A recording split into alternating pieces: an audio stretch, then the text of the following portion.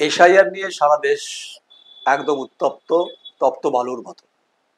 বিহারের নির্বাচন, পশ্চিমবঙ্গের নির্বাচন সহ 5টি রাজ্যের নির্বাচন, পশ্চিমবঙ্গ, তামিলনাড়ু, পন্ডিচেরি, কেরালা, আসাম, আসাম। যদিও জুবিন গর্গের উত্তাপে আসাম ফুটছে, কিন্তু পশ্চিমবঙ্গের যে নির্বাচনে যে তালিকা প্রকাশের ক্ষেত্রে 2002-এর পরে 25-এ বহু নাম বাদ গেছে। এসব নিয়ে আলোচনা মোড়েই অ্যাকচুয়ালি আমরা আছি। সকাল সকাল ডক্টর আবির গুহকে পেয়েছি, তিনি অত্যন্ত ব্যস্ত মানুষ। ডাক্তার স্বাগত, অভিনন্দন। আর এমন একটা সন্ধিক্ষণে আপনাকে সকালবেলায় পেলাম, সেটা হচ্ছে এসআইআর 2002-এর পরে আবার নতুন করে তালিকায় সংযোজন বাদ এ নিয়ে বিতর্ক শুরু হয়েছে। আপনিও এই ডেমোক্রেসির মানুষ, আমিও ডেমোক্রেসির মানুষ। এসআইআর এর তালিকাতে যদি কারোর নাম বাদ যায়, স্বভাবতই প্রতিবাদ, একজন মারা গেছে, আত্মহত্যা করেছেন। জাস্টিস ফর প্রদীপ করে আওয়াজ তুলেছেন অভিষেক বন্দ্যোপাধ্যায়। কোচবিহারেও ঘটনা ঘটেছে। এই ভয়ের বাতাবরণের জন্য রেসপন্সিবিলিটি কার? না, প্রাইমারি রেসপন্সিবিলিটি ইলেকশন কমিশনকেই নিতে হবে। কেন কি ইলেকশন কমিশন এই পুরো ব্যাপারটি কন্ডাক্ট করছে। ইলেকশন কমিশন যদি ঠিক মতন কাজটি করতে পারে, প্রক্রিয়াটি করতে পারে, তাহলে ভয়ের কোনো কারণ কারোর আছে বলে আমার মনে হয় না।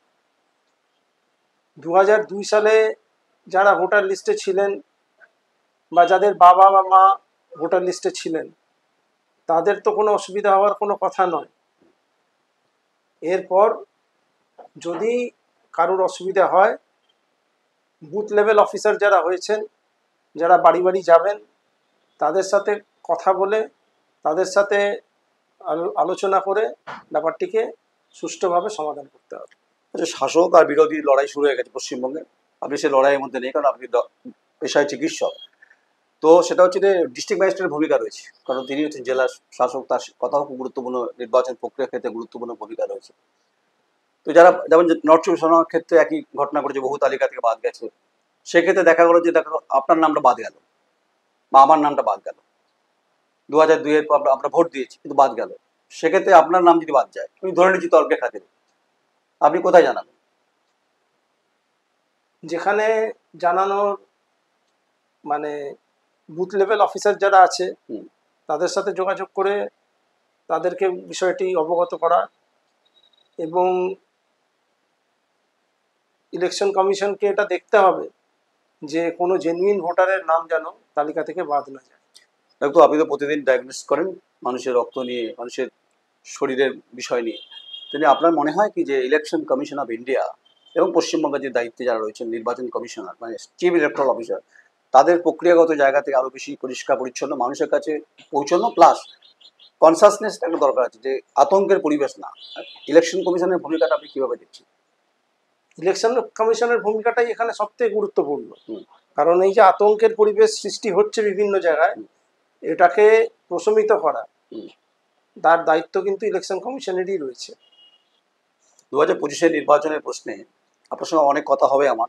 মনে হয় এসআই ইস্যুটাকে রাজনৈতিকভাবে রুটি ছেঁকার মতো হবে ব্যাপারটা, যেমন বিরোধী, শাসক, বাম সবাই মিলে।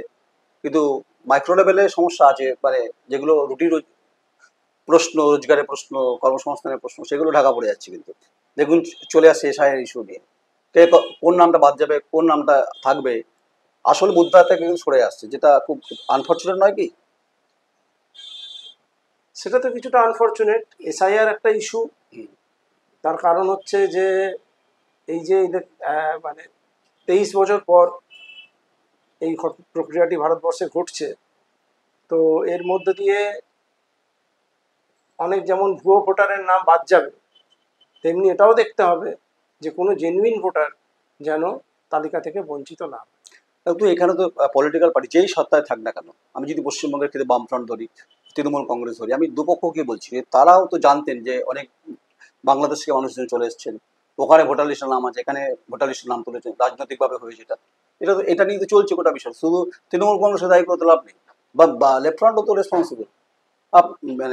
বিং এ ডক্টর, আপনি তো পোস্টমর্টমের জায়গা থেকে আপনি বলতে পারেন যে রেসপন্সিবল সবার। হ্যাঁ, অবশ্যই। সীমান্তের যে জায়গাটা, যেটা নিয়ে অভিযোগ ওঠে বারবার, যে বিএসএফ ভূমিকা পরিষ্কার নয়, বিএসএফ নাকি পাস করিয়ে দেয়, যেটা তৃণমূল কংগ্রেস অভিযোগ করছে। আমি সেই জায়গায় যাচ্ছি না। স্টেট ল অ্যান্ড অর্ডার আছে, তাদেরও একটা সাবজেক্ট আছে, বিএসএফ এবং স্টেট ল অ্যান্ড অর্ডার। এখানে দুটোরই কি কম্বিনেশনে বা কোঅর্ডিনেশনের অভাব রয়েছে বলে এই ঘটনাগুলোকে আরো বেশি সামনে চলে আসছে মনে হচ্ছে না?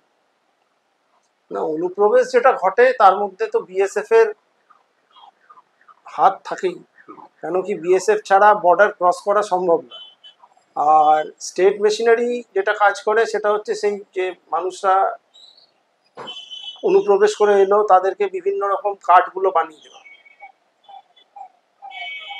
এবং এই আশায় বানিয়ে দেওয়া যে তারা তাদের ভোটার হিসেবে বিভিন্ন নির্বাচনে কাজ করবে।